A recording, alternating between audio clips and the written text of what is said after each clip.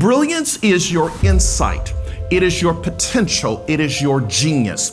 There are 19,200 daily moments. Moments create momentum, and momentum creates monumental results. So if you can begin to see, begin to think, begin to believe, you can create it. Failure is not final, failure is only feedback. But you gotta let go of what has got you here because it won't get you there. Sometimes you can be born into a physical zip code, but you have to relocate your mental zip code. A breakthrough strategist and an innovator.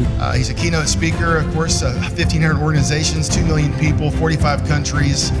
Men and women that love what they do every single day. They have happiness in their eyes. They have joy in their heart. What sets Simon apart is his ability to see the brilliance within you. You are not a commodity. You are absolutely brilliant. You were never hired to do a job. You were hired to release your brilliance. It's not about making an impression, but it is about leaving an imprint. Ladies and gentlemen, this is the moment you've all been waiting for. Join me in welcoming to the stage, Simon T. Bailey!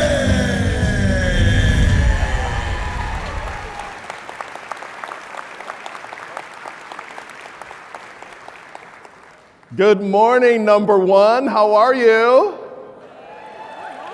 Do me a quick favor. Look at the person that you're sitting next to. Look them quickly in the eye and tell them you look marvelous. Simply marvelous. And wait a minute. All right, number one, can we just do a quick favor? I want you to turn to the camera right behind me and let's wave to everybody that's joining us virtually. How are you, virtual? Welcome. We're so glad you're here. Well, as you've heard, I'm Simon T. Bailey. I live in a little small town called Windermere, Florida, which is right outside Orlando on the backside of Disney. My wife, Jody, and I, we have 4 children from 19 to 26, 2 in college, an art school teacher, and an entrepreneur. We found out from our oldest daughter a few months ago that we will have our first grandbaby this Christmas. And they already have a name.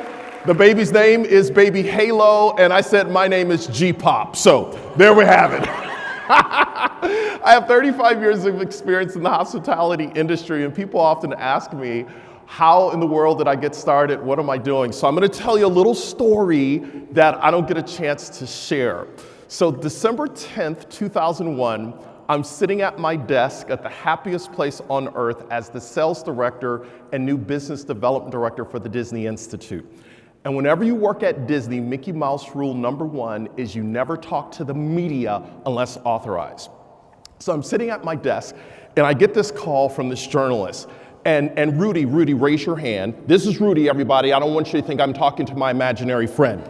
So Rudy, this journalist says to me, where do you see yourself 10 to 15 years from now? And I said, I see myself as the president and CEO of the Walt Disney World Resort and eventually the chairman and CEO of the Walt Disney Company. And he puts this in print, true story. So Rudy, the article comes out page 12, Florida Business Trend magazine, February 2002. Still Google it to this day. And my boss called me in the office. He was like, dude, what were you thinking when you did this interview? And I said, Larry, I work at this company whose motto is, if your heart is in your dreams, no request is too extreme for. When you wish upon a star, makes no difference who you are. But obviously it does here. So, funny today, not funny then. So y'all see where this story is going, right? This is the part where you insert and say, bless his heart, right? So, HR shows up and they asked me to sign a little piece of paper that went into my personnel file. And let's just say Disney didn't fire me that day, but about a year later I heard the footsteps coming and they were not singing. It's a small world after all. So I decided 19 years ago to do the unthinkable. I decided to cash my entire 401k in with significant Disney stock, took out a line of credit on the house, and I decided to totally go for it. So for the last almost 19 years, I wake up every single day to speak, to write, to coach, consult, and I love what I do. How many of you love what you do? Love what you do, all right? Now, if you're sitting with your team, just put 2 hands up, 2 hands up. I love it. And let me tell you why loving what you do is so critically important. Over the last 18 months, how many of you have taken the time to reflect in what you do every single day, right? We've taken that time to reflect. And Seth Godin, in his latest book, The Practice, says, doing what you love is for amateurs, but loving what you do is for professionals. Do I have any professionals that are number one? All right, critically important. So today, I have the opportunity of serving you and sharing with you, when you're number one, how do you spark customer love and create customers for life? All right, so we got to have a little fun. It's been a minute since we've been together, so everybody get your hands up like this, half mast, all right? And I want you to watch me. On three, I want you to say customer love, all right? I want you to put a little oomph into it, all right? On three, 1, 2, 3. Ladies and gentlemen, everything that I've learned over the last 35 years after working for Disney, I did some work for the Ritz-Carlton Learning Institute. Here's what I've discovered. Customer service is a department, but customer love is a mindset. And how many of you this morning, when you walked into the room, you were greeted by me? I said good morning, and I greeted you by name, all right? Do you know why I did that? I did that because at the Mouse House, everything that I learned was about warm welcomes and fond farewells. And I believe what will keep you number one, best of the best, is this ability to take time to connect, to say good morning, how are you? Let me tell you about some of the amazing people that I met this morning. I met Candace this morning. Where's Candace at? Hey Candace, everybody say hi Candace. I said good morning to Salvador. Where's Salvador at? Salvador. All right, everybody say, hey, Salvador. I met Matthew, who goes by Matt. He had on a camouflage hat. Where's Matt at? I don't see Matt. Let's see, who else did I meet? I saw June. There was a June. Where's June? Hey, June. Everybody say hi, June. Part of the reason why I do that, because when we understand that customer love is a mindset, I said to our instructional designer who used to work with me at Disney University, I said, we've worked with all these companies. Let's do a deeper dive and really understand what are these companies doing to create customers for life. And what we discovered, Rudy, after we asked that question, every business, doesn't matter what industry, has an individual that wakes up every single day to say, how do I make the difference today? Not because I have to, but because I want to. What? I was like, that person's a spark. That person literally has joy in their eyes, a spark in their heart, and they look for ways to exceed the expectation of customers. So I'm going to teach you 5 quick principles that I have learned after working with thousands of organizations, interviewing thousands of individuals, really trying to understand how do we create stickiness with the customer, okay? So here's the big idea. If there's anything I want you to take away, here's the net. Everybody say, here's the net. Serving is the new selling. Serving is the new selling. I will go to my grave saying this, serving is the new selling. Y'all don't mind if I walk, everybody cool with that? I wonder if he's vaccinated, he walking in the audience. Did he get the jab? Okay. So serving is the new selling. All right, so principle number one, see them as guests, commit to connect. So I'll never forget, I joined Disney September 21st, 1996. And the first couple of days at Disney is spent at Disney University. And at Disney University is where you drink the Kool-Aid, you sniff the pixie dust, and you get the microchip planted right here, and you come out singing, "It's a Small World After All." And if you look at me, I am all about the air condition. I'm not trying to work at anybody's theme park in the months of June, July, and August trying to work on my tan. But one day, some of y'all get that later. So what a lot of people don't know, is it Rose? All right, everybody say hello, Rose. All right, Rose is right here in front. So Rose and Rudy are going to help me with this presentation. So Rose, what a lot of people don't know is when the parks get really busy in the summer, it's all hands on deck.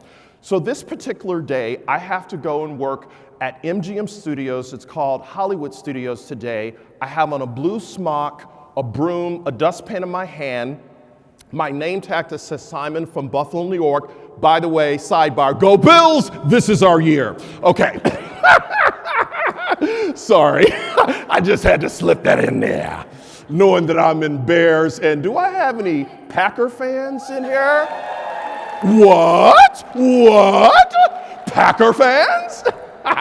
So Rose and Rudy, so I'm supposed to sweep the streets, and I'm just like, I'm like, it is hot. I am not feeling the love, let alone the pixie dust. But how many of you saw the movie Enemy of the State with Gene Hackman and Will Smith? How many of y'all saw that movie? It dawned on me at some point, Rudy, that the Mickey police might be watching me through the camera, making a note that I did not have a smile on my face. And if I didn't smile, they were going to invite me to find my happiness elsewhere. So sure enough, Rose, some guests are coming towards me, and they caught a glimpse of my name tag. And the reason I say guests, because at Disney, you never call them customers, you call them guests. And they caught a glimpse of my name tag. They said, "You're from Buffalo, New York." I said, "Yes." They said, "We're from Buffalo, New York." Like, no way. They're like, "Where'd you go to school? Where'd you grow up? What's your parents' names?" Rose and Rudy, I didn't know these people from Adam's house cat, let alone from a can of paint, but we are having a major conversation. So I said, "What have you done since you've been here at Disney?" They're like, "Oh, we've gone to Epcot, we've gone to Magic Kingdom." I said, "Now that you're here at MGM, you gotta ride Tower of Terror." Has anybody, by show of hands, ever been on Tower of Terror? Okay. Did you like it? Did you have fun? Was it phenomenal? Okay, all right. For those of you who've not been on Tower of Terror, this is a major bucket list item. Imagine with me for a moment a 13-story elevator shaft that takes you up and drops you. You scream your bloody guts out. What? It's phenomenal. And I said, so when you get done, go and experience Indiana Jones Stunt Spectacular. Do I have any Harrison Ford fans there? Huge Harrison Ford fan. And then I said, when you get done, go and eat at the Brown Derby, which is old Hollywood with the Disney twist. So a couple hours later, I'm back at my desk drinking something cold to cool off. And that's when I had the whack upside the head. That's when I had the V8 moment. I was doing a virtual presentation last week, and I said, that's when I had the Horseshack moment, and somebody in the chat said, "Who's Horseshack?" I was like, oh Lord, age gap. Disney never sent me out to the park to sweep the streets. They sent me out to the park, Rudy, to connect with the family that had probably saved 3 to 5 years of their discretionary income to come to Disney for maybe once in their lifetime. And a family of 4 in a 7-day stay, according to Disney Business Analytics, will spend about $10,000. So the reason it took Disney 2 years to hire me, 10 interviews, and a 10-page psychological analysis from Gallup is they understood this: hire for attitude, train for success. Training does not fix what management doesn't catch. And ladies and gentlemen, true confession, what I'm about to say, I mean this figuratively, not literally. I quit my job at Disney and I went to work at Disney because a job stands for just overboard. When I began to understand that Disney wanted me to see everyone as a guest and to commit to connect, Disney hired me to create a moment. And when I had that epiphany, that aha, I'm like, what? That's phenomenal. So why is creating moments so critically important?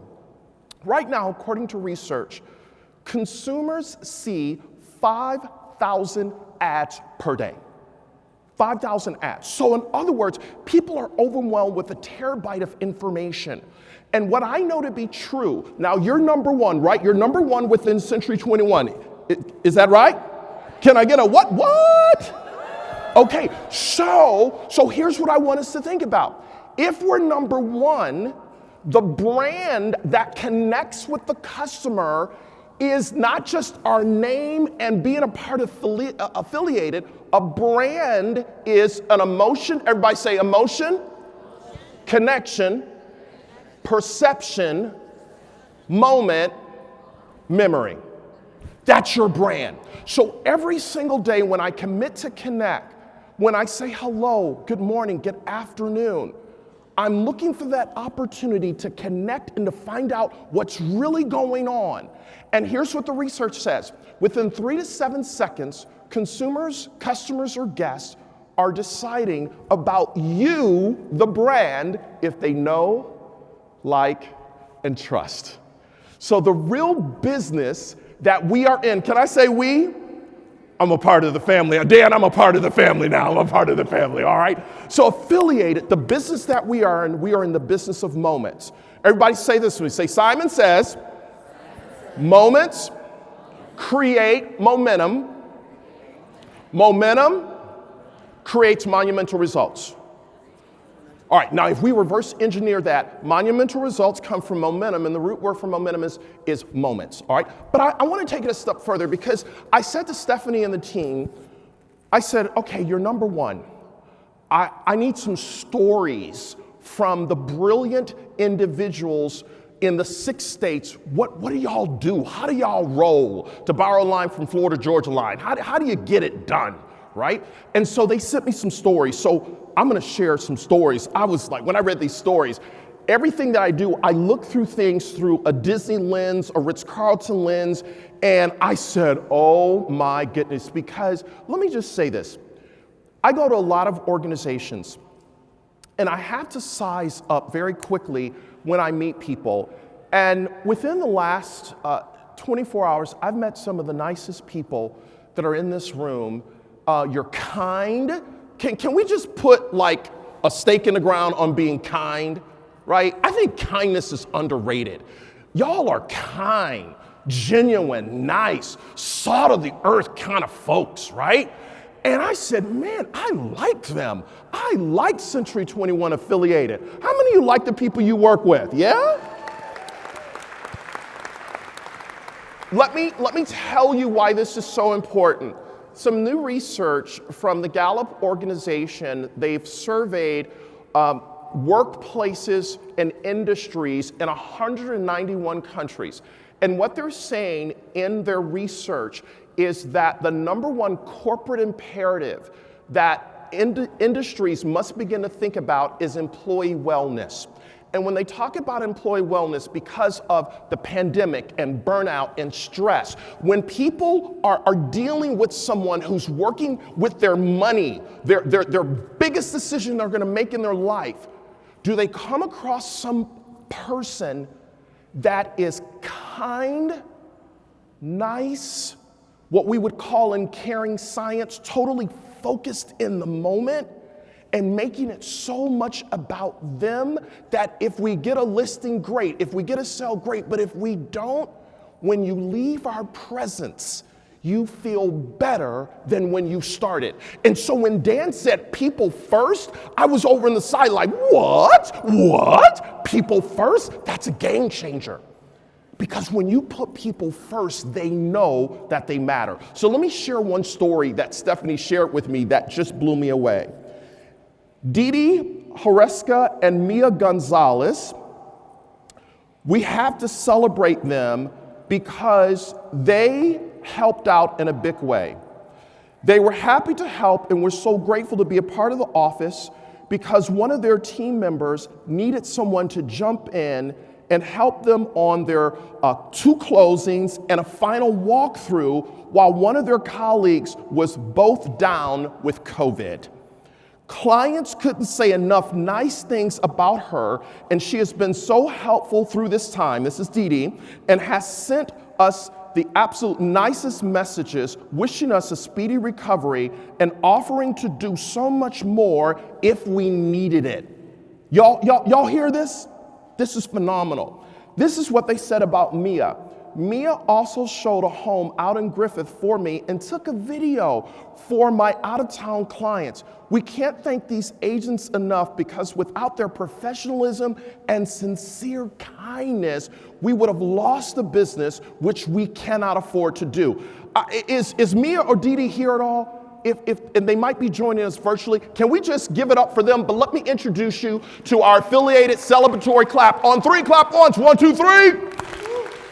Ladies and gentlemen, that ability to say, I work in an office, how can I help out my fellow colleague not thinking of how it benefits me.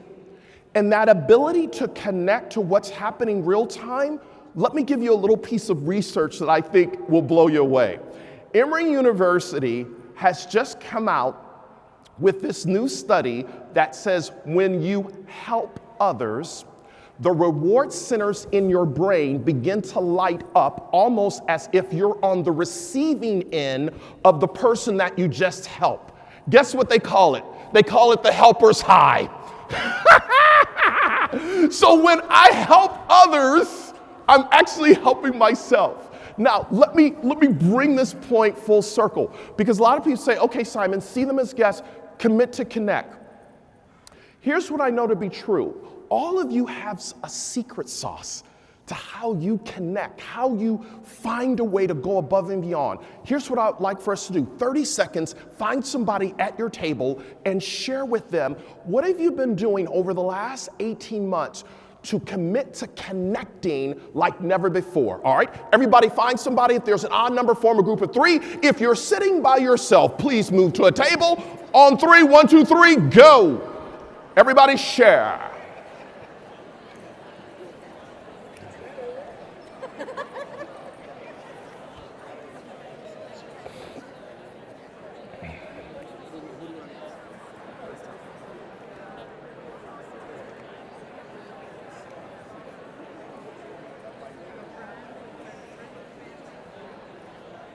Ten seconds.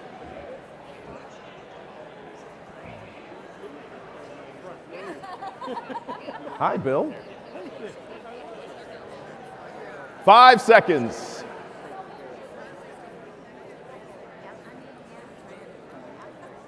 Okay, if you hear my voice, clap once.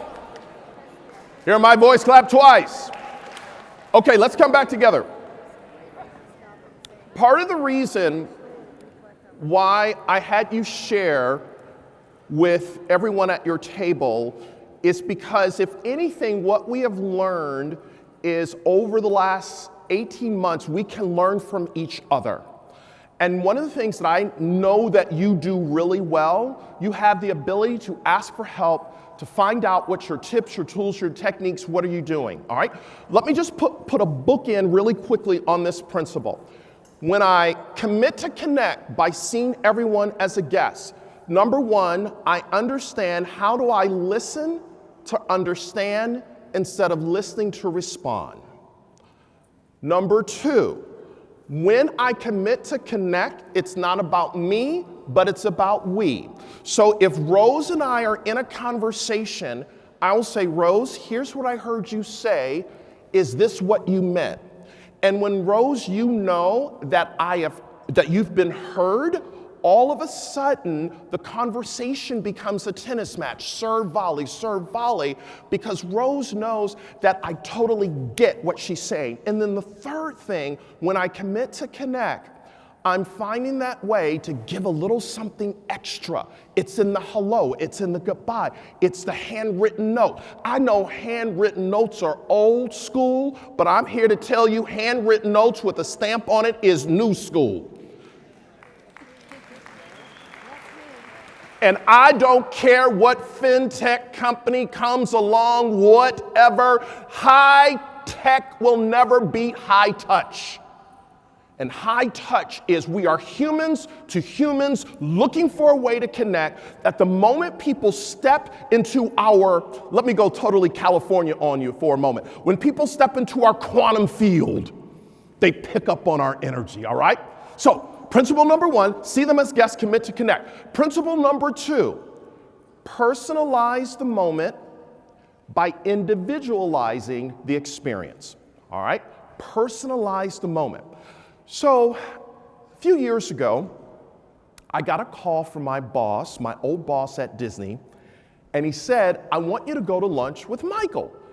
And I knew that Michael was an insurance salesman. And I'm like, oh my goodness, this guy's gonna shake me down to buy insurance. So, Rudy, I called him, and Michael says, hey, I want you to meet me at the Bay Hill Country Club where I'm a member and have lunch. I'm like, what? The Bay Hill Country Club built by Arnold Palmer? I said, absolutely. So on this particular day, I decide to go. I'm looking casket sharp, and I'm sitting there, and we're having a lunch, and I notice over in the corner, Rudy, an older gentleman hunched over. I'm like, that's Arnold Palmer.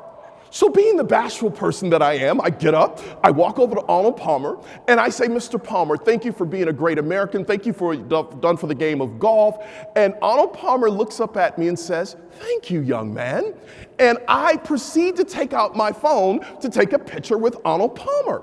And then there was a little entourage that started to close in, and I heard the soundtrack in my head, bad boys, what you gonna do when we come for you? I said, this is probably not a good idea. So I go back over, I'm sitting with Michael, he's turned red, he's like, I can't believe you did that, he's laughing. He said, there are no phones allowed in the club, let alone to take a picture with Arnold Palmer. I said, Michael, I didn't know that's how your club rolls. I'm from Buffalo, New York. I mean, I'm in this pristine club. I thought they may ask me, would you please pass the Grey Poupon? I didn't know. So, so Michael and I, we just laugh it off. And that day, Michael didn't sell me insurance. A couple weeks go by, and I'm on the stage. And Brett, raise your hand. This is Brett, everybody. So Brett, I'm about to leave the stage. And they said to me, you can't leave the stage. I'm like, why can't I leave the stage? They said, we have something for you. They take out of this bag a hat from the Bay Hill Country Club that had been autographed by who? Arnold Palmer. I didn't know Michael was in the audience. Michael comes up to me, we take a picture, we're laughing about it, and I was like, dude, what the heck is going on, right? And guess what? He didn't try to sell me insurance that day. So a few months go by, and Arnold Palmer unfortunately passes away. And Michael and I reconnected, and we were just reliving the day that I met Arnold Palmer, and I was like, whoa! I was just like, totally like freaking out. And I said, guess what, Michael? I want to buy not one, not two, but 3 life insurance policies. And Michael said, I want you to come by the office. He says, who are the other 2 policies for? I said, they're for my young children, and I want to make sure that they're secure, and the other 2, they're just going to have to figure it out. No. I was talking to Jason this morning, and we were talking about kids. Jason's on your mortgage side, and I said, I just took 2 of my children. I said, you're kicked off the family cell phone plan. You're going to have to figure it out. And guess what? They had a job the next day. I was like, what? So we go by Michael's office. We sign the policies and everything. And Michael, he's 70. And he says to my children, he says, whatever you do, I don't ever want you to cash in this policy, pass it on to your children. And then we hugged and took a group shot, because Michael was no longer an insurance agent. He was now a part of the Bailey family. And the reason I say that with you is because Michael understood when you stop selling and start connecting, you move from a transaction to a relationship. When you personalize the moment, catch this, I relate to the cargo in your ship. So wherever you are going in life, I relate to you because we have a relationship. So what are we doing every single day to pick up on those little nuances of people that we're interacting with? Because here's the deal. When you personalize the moment, every person that you serve becomes your unofficial marketing department. They will begin to yelp about you. Now let's just prove this. How many of you have received business or referral or recommendation from somebody that you took care of? By show of hands, every hand should be up. All right, so listen, when we understand that, that's the game changer. Now let me balance this with research. Gallup says 70% of decision making is emotional, 30% rational. So Greg, when you emotionally connect with me, a buyer, and you begin to get me and understand how I buy, you understand that I have a need, I have a want, a style, and emotion. You point my compass true north because emotionally, I know that you're not just about the sell, it's about me. And when I connect with that, oh my goodness, Greg, I'm gonna recommend you to all my BFFs. You're selling a house, oh my goodness, you gotta talk to Greg. Greg's the guy. So, personalizing the moment, that's how you stay number one. Because do you realize when you personalize the moment, people will get on social media and begin to talk about you, about the experience that you've created? So when we look for those ways to personalize the moment, critically important. All right, by show of hands, how many fans are in the room of Chewy.com? Chewy.com. Okay. So we had come up with these principles. I said to DL, which stands for Debbie Lynn, I said, we've got to share these principles with companies and organizations. And she said, wait a minute, you got to hear this story. One of her girlfriends had received her monthly pet subscription of food from Chewy.com. And she had forgot to call Chewy to cancel the subscription. So she calls Chewy.com, gets a person on the 800 number line and says, hey, I need to cancel my subscription. My dog passed away. And the person on the other end of the line said, we are sorry for your loss. And guess what? You don't have to send the food back, donate it to a pet shelter. And she said, okay, I will. And she hangs up the phone and she thought that was the end of the transaction. The next day her doorbell rings and there's a guy outside the door with a sympathy card and a bouquet of flowers from Chewy.com. Now, think with me for a moment. Think with me for a moment. Why would Chewy personalize this moment for? Why? Why? Huh? She's gonna get a new pet, and who is she going to go back to? I thought, I didn't know anything about Chewy.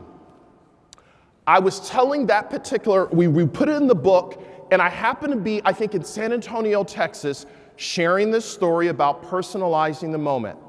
At the end of the session, a woman came up to me and she says, wait a minute, you gotta hear my story. She said, I subscribed to Chewy.com and they called me a month ago and asked me to send a picture of my dog. I sent a picture of my dog to them. They sent back to me a hand-painted portrait of my dog, framed. I have it in my kitchen. I love Chewy.com. And I'm like, she was like lit up. I was like, what? What? This is amazing. But guess what? I have a story that's a little bit closer to home that when I read this about you, I was like, Stephanie, this is so good. So Jake Waddell continues to shine and impress his clients one at a time. Anybody know Jake? Somebody say, yeah, okay. You know Jake? Okay, you're gonna love this story. Jake and Lisa Krull, seller's agent in our office, reduced their commission to help a home buyer allow a sale to go through because the home inspection required some repairs and the sellers thought that they were very costly. So after the appraisal came back, there were more things that needed to be fixed, i.e. the garage needed to be painted, the railing installed around the wraparound porch. The sellers were completely tapped out. Anybody ever had sellers completely tapped out? But wait till you hear this story.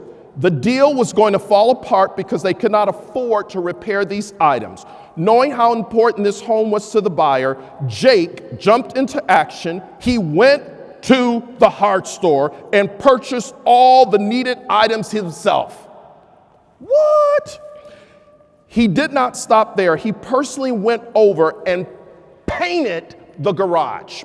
Can we just pause just for a second? I want y'all to take this in. Jake is trying to close a deal. The customer's tapped out. The appraisal won't go through. What can I do? Here's what I've discovered. Research says that by the time a child is 17 years of age, they have heard no 150,000 times and only yes 5,000 times. One of the things that Ritz-Carlton teaches is the answer is yes. Now, what's the question? The moment you jump into action to say, how do I get to the yes? All of a sudden, your brain begins to open up and say, what can we do? So, Jake then installed the railings around the entire wraparound porch with the help of his father. So affiliated, y'all got a family thing going on. I mean, like all the family gets involved with this. He said these jobs could have been passed on to either the buyer or seller, but Jake took care of them himself to know that they would be done correctly and on time to keep the deal rolling. We live in a small community and things like this matter to the buyer and seller. And being a good person goes a long way. This is what Jake did. Now, I look at this and I'm like, okay, that's like crazy good. But do you realize his action on behalf of getting a deal done, there's not enough advertisement dollars that could afford the word of mouth advertising that he's going to get. So on 3, clap once, 1, 2, 3. Thank you, Jake. That's personalizing the moment. So here's what I want you to do. Turn to your neighbor because we got to anchor this. What are you doing right now to personalize that moment, to individualize that experience, all right? I'm going to give you a minute. Share with everyone. 1, 2, 3, go.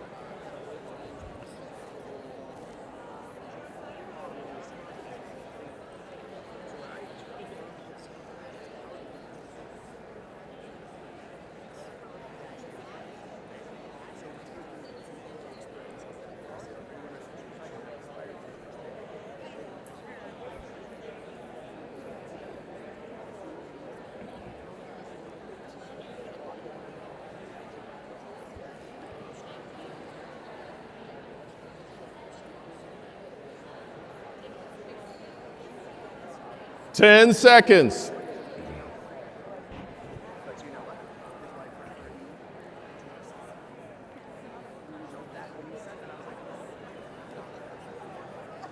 Five, 4, 3, 2, 1. Okay, so let's review before we go to the next principle. Personalizing the moment, why do we do it? When you personalize the moment, it becomes the differentiator in that customer guest experience. So, number 2, how do we pay attention to what is important to that customer? Like Michael saw, I connected with Arnold Palmer, collecting that intel, making a note.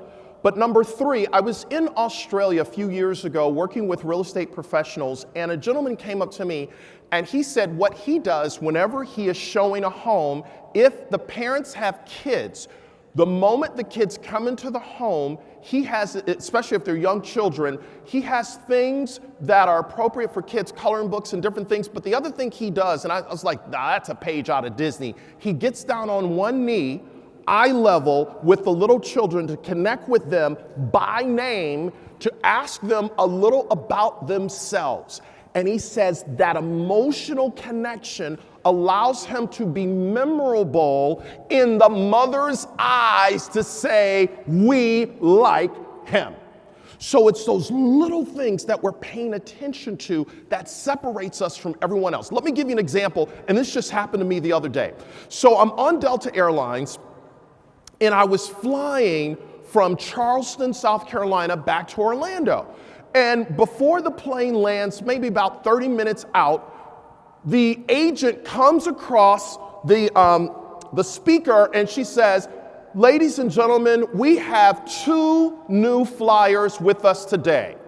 Jake and Susan, this is their first flight on our plane, and let's give it up for them. So everybody's on the plane, yeah. And then all of a sudden, I see them walking through the aisle with these little gifts that they're gonna give to Jake and Susan. And I'm like, shut the front door. Are y'all tracking with me? So the next time Jake and Susan wanna take a flight, where do you think they're gonna go?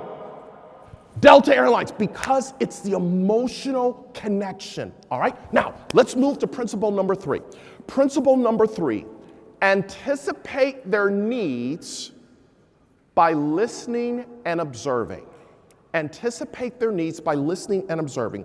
So, a few years ago, I was in Atlanta, Georgia, and I had to go to a meeting across town. So you know how you think of something and you forget it and you're like, I'll just deal with it later?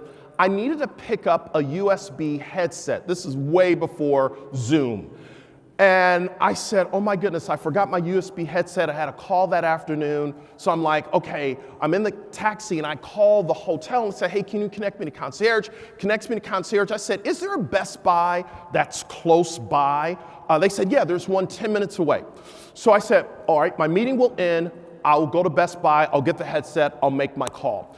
As fate would have it, anybody ever been in Atlanta driving in the traffic? It's a little crazy. Well, I'm running late, and true story, no embellishment, my phone rings while I'm in the taxi, and it's the concierge at the Ritz-Carlton. He said, Mr. Bailey, I want to let you know we went to Best Buy and we picked up the USB headset for you. It is here at the concierge desk, and we posted the charge on your room.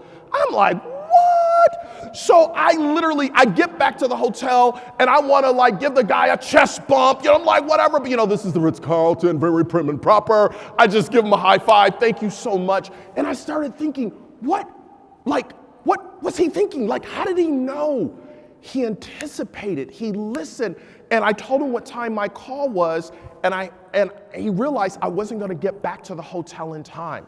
I believe brands and businesses that anticipate what is going on with the customer, those are the things that the customer remember. Laura was running to me and I was like, I paid my bills, why is she coming after me? So this whole thing of anticipating the customer, critically important. So the question becomes, okay, Simon, it's great. How can we become more anticipatory as it relates to the customer? Number 1, the quality of your questions determine the quality of your thinking.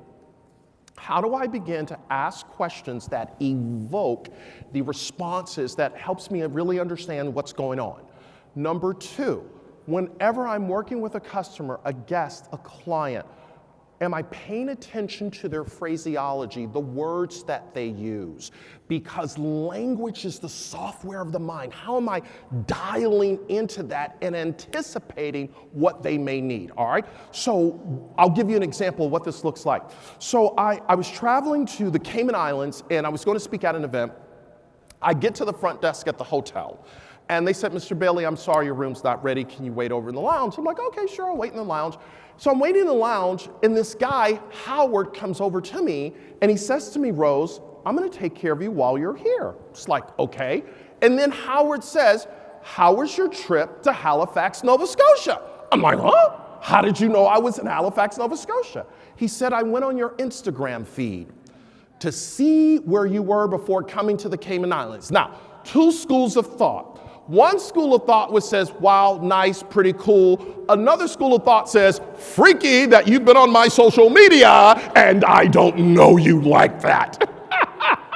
But nevertheless, I went with it. So I got checked into my room and I had to go to an event later on that night, and a button had come off my jacket. So I called Howard, I said, hey, is there anybody in housekeeping that can sew a button that kind of matches with my jacket? He said, I'd be right there. He came, grabbed the jacket. He was back in 10 minutes. I'm gonna give him a $10 tip to say thank you. He says, no, this is on me. I'm like, dude, Howard, like, what are you saying? He said, no. I said, okay, great. Next day, I'm in the lobby of the hotel taking some clients out to dinner. We run into Howard, Rudy, in the lobby. Howard says, hey, where y'all going to dinner? We said, we're going to such and such a restaurant. He said, that's a Canadian restaurant, and they import the Flying Monkey beer. You gotta get the Flying Monkey beer. I'm like, well, hey, this is great. This is not Milwaukee, Laverne and Shirley country, but we'll get the Flying Monkey beer. So sure enough, we go to the restaurant. Everybody orders the Flying Monkey beer, and we're like, they said, who's this Howard guy? I was like, he works at the hotel. They said, he's awesome. And what I realized, Howard anticipated, paid attention, and was always finding a way to connect the dots. Individuals that put people first, they just don't do the job. They go above and beyond. They are anticipating. They're observing. They're always thinking. Last week, I had dinner with Frank and Teresa Aucoin. Frank and Teresa Aucoin, amazing individuals. They've been married almost 50 years. Frank knew Jim Rohn and so many of the great thought leaders. And Frank is 80, and Teresa, is his teenage wife, is 70 years young. And so we're sitting there at dinner, and Frank has been in real estate all of his life. I said, Frank, tell me, you've been doing real estate for a while, and Frank, I should tell you, he served our country, but he doesn't have past the 6th grade education, but is one of the smartest people I've ever met. So we're sitting there having dinner, and all of a sudden, these lights and cameras start showing up, and there's a TV show that is gonna tape in the restaurant while we're having dinner. So Frank, Teresa, and I said, well, we're not going anywhere. We're gonna be sit right here. And they started sharing with me, have y'all ever heard of the show Southern Charm at all? So that's the show that was being taped. So I said, Frank, what's your secret in real estate? He said, Simon, it's about observation, which leads to education. I said, unpack that. He said, when you observe a person and they know that you observe them, you're listening, you're watching them, and then you follow up, that education that you just gained through observation differentiates you immediately. I'm like, what? I wrote that down. I said, oh, that's good. That's so good. So if I'm going to anticipate, how do I observe? What do I see? What do they say? All right? Now, let's go to the next principle, because we're going to do something fun at the end. Fourth principle is respond immediately and solve their problem. Respond immediately and solve their problem. How many of you love your cell phone company? By show of hands. 3 hands. I lost my cell phone a few years ago in the Reagan National Airport, and I was, needless to say, freaking out.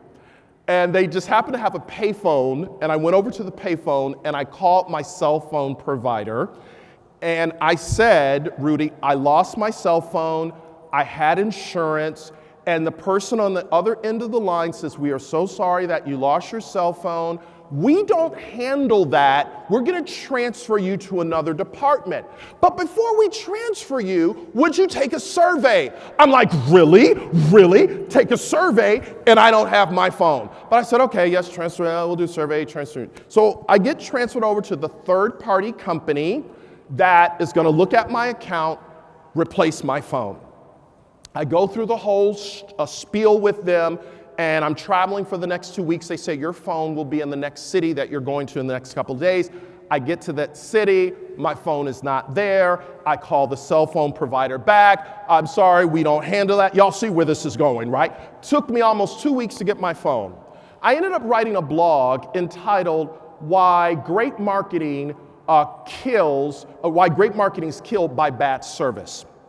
What I didn't know, the third-party company was on my blog newsletter list, and I got a call from the manager. He says, I know you're talking about us. Somebody in our department got your newsletter. We are so sorry. And he went on and on and on. And while he was talking, all I heard, wah, wah, wah, wah, wah, wah, wah. He says, we're going to send you a $250 gift certificate because of everything else. I was like, dude, I don't care about the gift certificate. I just want my phone, right? He just went on and on and on.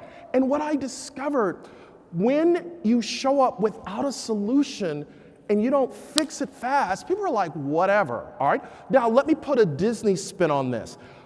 If you're at Disney and you're in Magic Kingdom on Main Street, USA, and let's say you're with a 4-year-old and a 5-year-old, you just ordered 2 scoops of vanilla ice cream, and if the ice cream hits the ground, and a cast member notices that these parents are about to say, oh my goodness, is a tantrum about to happen?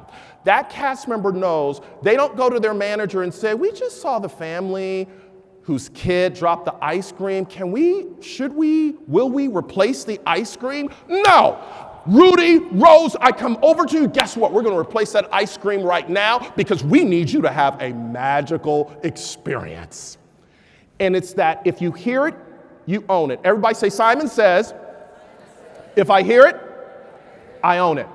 Let me share a story with you because I think this story just is like, what? So Teresa Craig, she was made aware of a for sale by owner listing, and when she took the buyer through, it was a home that was not showing well and clear that this home was not living up to possibilities for it to sell. She reached out to the seller later in the day and gave him the buyer's feedback and her honest feedback on what it would take to get the home to sell. The seller shared that he was disabled and had limitations to cleaning, etc.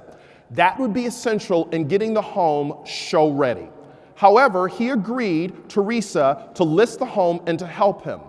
Teresa was convinced that she could sell the home. Have any of you ever been in a place where you knew that you could sell the home, but you'd have to do a little work? Anybody? Show of hands? Yes? Okay. So here's what she did.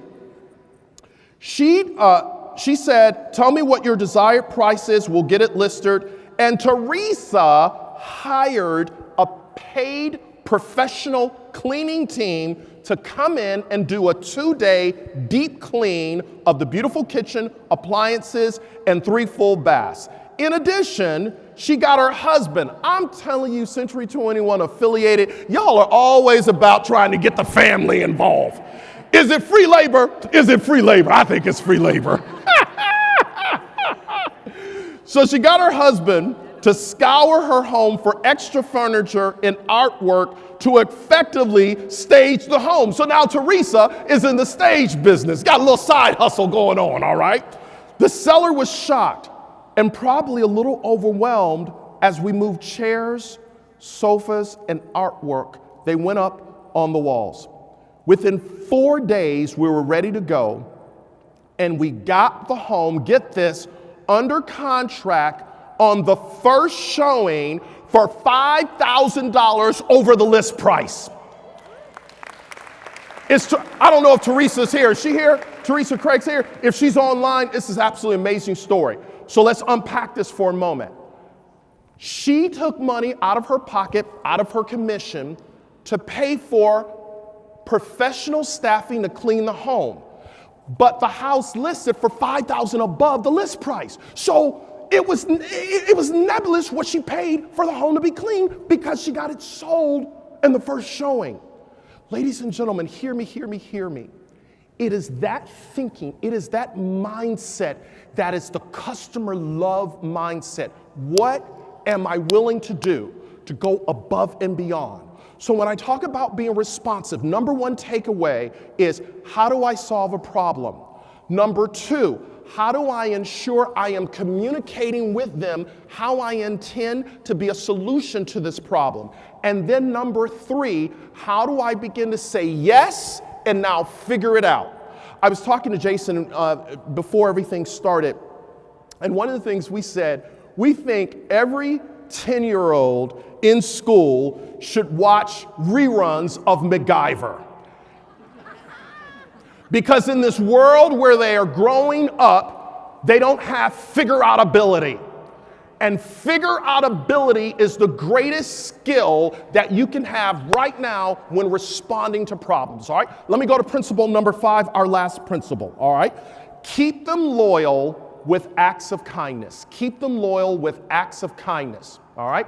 If you take the first letter of every word that I've given you thus far, it spells the word spark. See them as guests, personalize the experience, anticipate their needs, respond immediately, and keep them loyal with acts of kindness. A few years ago, I was traveling from San Francisco to Columbus, Ohio via Detroit, aka Detroit. And my flight got canceled, so I'm like, I'll just catch the next flight. Well, that flight got canceled, so now I had to rent a car and drive from Detroit to Columbus because I had an important meeting with some of the executives of a company the next day. So I didn't have any luggage, any clothes on me, and I'm like, what in the world am I gonna do? So the next morning I get up and I just go on my phone to my Yelp app and I discover that there are 5 men's stores within a mile radius of where I was staying. My meeting's at 10:30, it's about 8:30 in the morning. Well, Rudy, I called the first store, second store, third store, fourth store, got a recording. Sorry, we don't open to 10 a.m. I'm like, really? I call the fifth store, I get a live person on the phone. I'm like, oh my goodness, I got a really important meeting. I gotta buy some clothes. She says, hold on, I'm gonna transfer you to Trina, the manager. Rudy and Rose, she transfers me to Trina, the manager. Trina says, we don't normally do this, but if you pull around to a certain part of the mall, I'm gonna have security roll up the doors. You'll be met by Armand, one of our salespeople. You come in and buy whatever you need to buy. Just give me your jacket size, pant size, shirt size, shoe size. I said, absolutely. So I pull around, and sure enough, security is there, and I'm met by Armand. Rudy and Rose, Armand says to me, Mr. Bailey, we've already picked out a blue blazer, khaki slacks, blue shirt, burgundy tie. Not my style, but it's okay. And it's already in the dressing room for you. So I go in, I'm trying everything on, and Rudy says, oh, by the way, Armand says, oh, by the way, we have a tailor here on site if we need to hem up any of your pants. I'm like, okay, great. How many realize I was feeling the customer love? All right. On 3, I want you to say customer love. On 3, 1, 2, 3. I was feeling the customer love. So literally it is now 9 o'clock. I've got time to spare. I'm gonna make my meeting. And I go to the register to pay for everything. And Rudy and Rose, Armand says with a smile, thank you so much for coming in. We are so happy that we could help you. This will be $1,400. I don't know if I got jacked in the process. I just slide my credit card over. He slides a little lotion over to me. He saw that I was travel worn. I was a little ashy, had an ash attack. So I just pay, and I walk out of the store and I tweet, Nordstrom's, thank you so much for this experience. I get a tweet back from Nordstrom's corporate. Now, mind you, it's 9 a.m. East Coast time. Corporate is in Seattle. It's 6 a.m. And they say, thank you for your business. Have a great day. And then I get a tweet from Trina and Armand at the store. They said, thank you for coming in. If you're ever in Columbus, Ohio, come and see us again soon. Have a great meeting. I felt the customer love because their act of kindness in opening early saved the day for me. And I have told that story all over the world. I ended up writing a blog about it. And I said, tell those other 4 stores to stay closed because Nordstrom's understands this. Do you know what Nordstrom's teaches as their customer experience rule? They just have one rule. They don't have 5, 10, 20, one rule. The rule is use your best judgment. That's their entire rule. Use your best judgment. So whenever you have a customer, Rudy and Rose, use your best judgment. What would you do if you were in their shoes? And that act of kindness, I was like, are you kidding me? But it's embedded in their culture. It's who they are. So what I recognize, brands that will stay alive in any economy, they understand that kindness, serving is the new selling, looking for a way to exceed expectation. Not because you have to, but because you want to. So here's what we're gonna do. In a moment, I'm gonna invite you to stand, and I want you to find 3 people that you don't know, all right? This is gonna be organized chaos. I want you to find the first person, and the first person who's not sitting at your table, introduce yourself, and ask them the question, what will you do to spark customer love? And I'm gonna give you just about 10 seconds and I'm gonna say switch, you go to the second person, I'll say switch again, you go to the third person. And part of the reason why we do this is adult learning theory says we learn from everyone, we learn from someone, We are not the only ones on the journey to learning, all right? So when I count to 3, everybody up, find your first person. 1, 2, 3. Find your first person.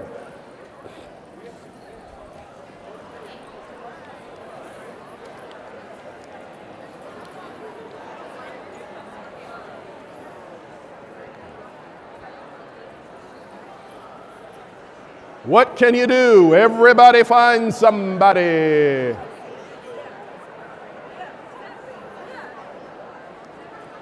Five seconds. 5 seconds.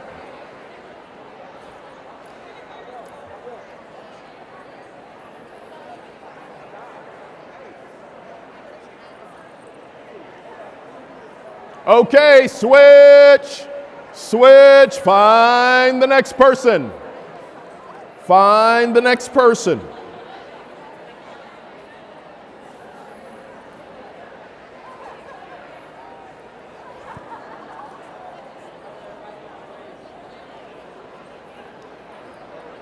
Spark customer love.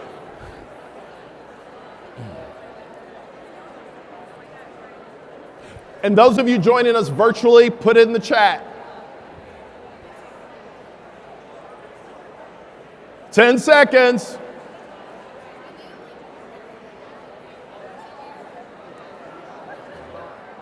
Switch. Switch. Find the next person. Find the next person.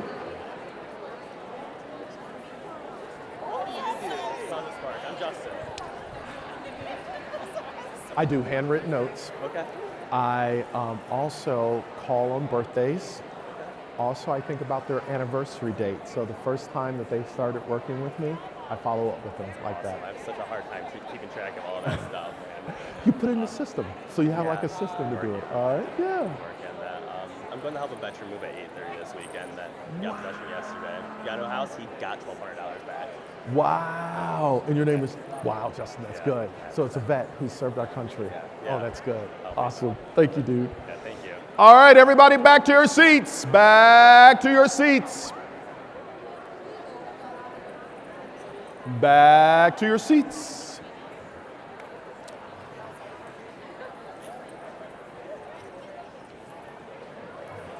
Okay. If you can hear my voice, clap once. Hear my voice, clap twice. Everything that you just shared, everything that you just shared, everything that you heard, this is how you remain number one. All right? If you can hear my voice, clap once. Hear my voice, clap twice. All right, I'm going to share one last story with you that pulls this all together. And this is a story about Penny Hansen. And what I love about this story, this is who you are as a company, and this is why you totally rock. Penny received a call from a friend of a 92-year-old seller that saw that she had an SRES certification, Senior Real Estate Specialist. He once lived in Beloit, but was not here now, and he wanted someone he could trust to help his friend. They listed the house, sold it within 1 week, closed within 30 days. Much to her surprise, the seller wanted her to find a friend of his a house, so the experience began. She picked him up, took him to one of the apartments for over 60. After making numerous phone calls, he filled out the forms, helped him gather all the information needed to apply, picked up information, and delivered to the apartment. In the meantime, he told her he didn't want to take much with him to his apartment and needed to sell most things. He had a lot of antiques, and after making calls to the auction companies, was told he wouldn't get much at an auction. So Penny calls her sister. Y'all see an ongoing trend here. She calls her sister, who knows a lot about antiques. Her sister agreed to have a sale. After calling around to find someone, she called her sister, and she said when they started to help him out, it was no air conditioning in his house, and it was 80-degree weather. But they decided to do it anyway. They found old coins, arrowheads, marbles, old records. In the meantime, she called to get a mover for the seller after the sale date. Mind you, this was all done in 20 days. The seller just put everything into her hands and trusted her with everything. We had a great sale and made a lot of money for the seller. We wore masks, distance, and everyone that came wore masks and distance.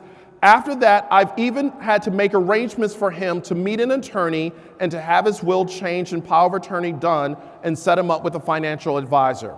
To this day, Penny receives a call from him asking for help with something that he doesn't understand. For a 92-year-old, though he is still very alert and driving, doing his own cooking, he's amazing. She never knew, this is Penny words, she never knew that her senior real estate specialist certification would lead to this experience. When I read this story, I said, that is the kindness of Century 21 Affiliated. That's what you do. It's that point of differentiation that will keep you number one. Because you are the spark.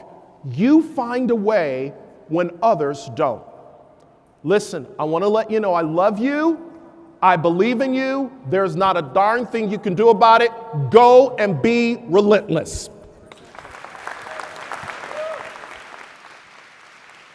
Keep it going for Simon, everybody.